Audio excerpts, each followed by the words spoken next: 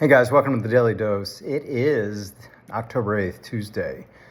Hope you guys are doing well. Had a good weekend. I was in LA, saw my team, the Packers, beat the Rams. Just amazing that SoFi Stadium is so big and so beautiful, but not a lot of Rams fans, mostly Packer fans. I feel for the Rams just not having that audience out there. I think it's that way for a lot of games against the Rams. LA's a great market, but doesn't have a great home fan base. Speaking of a big market, let's talk about the first firing in the NFL season, only 5 weeks in. Coming back from London, the Jets fired their coach this morning, Robert Saleh, who's been with the team a couple years. He was relieved of his duties. As you know, coaches, unlike players, they do have guaranteed contracts. I don't know how much he had left on it, but he will be paid that, and he'll be paid it with offset. In other words, if he goes to work for another team, whatever he has remaining from the Jets is offset against whatever he makes from the new team. But the big issue is there's a firing in the NFL, and NFL firings are no fun. The staff is in limbo. They have an interim coach. We'll see what happens. It's so early in the season. You expect perhaps another coach to come in. You don't know what kind of changes. And of course, my old friend Aaron Rodgers is there.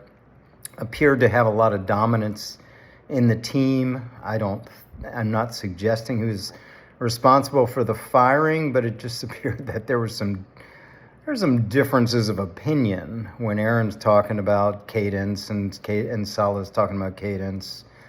Didn't seem to be a ton of respect there. The team wasn't doing well. They supposedly have a lot of talent. But speaking of talent, my point is that the Jets front office did him no favors, did Robert Saleh no favors.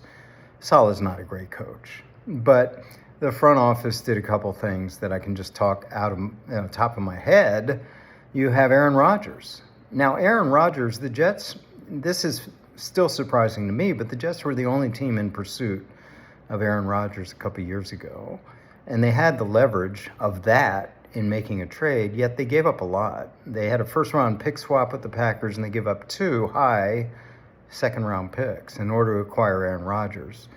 Now, of course, he got hurt last year, and it's been middling this year. But again, that's a large amount to give up to the Packers for a player that was never going to play for the Packers again. They had moved on to Jordan Love.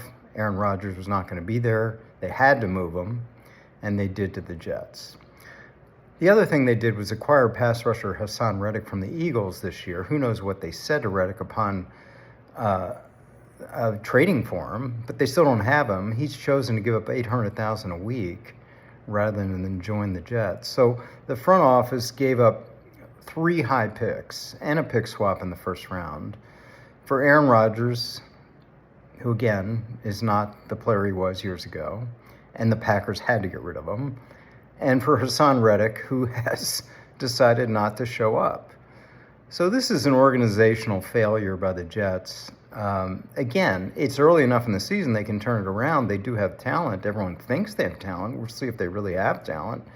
They supposedly have this great runner in Breece Hall. They have Aaron Rodgers. They have Garrett Wilson. They have supposedly a great defense. It hasn't worked. We'll see how much coaching matters with the Jets. How much is it organizational? Find all that soon. But we do have the first firing in the NFL, Robert Saleh, out as Jets coach. Have a great day. I'll talk to you guys soon.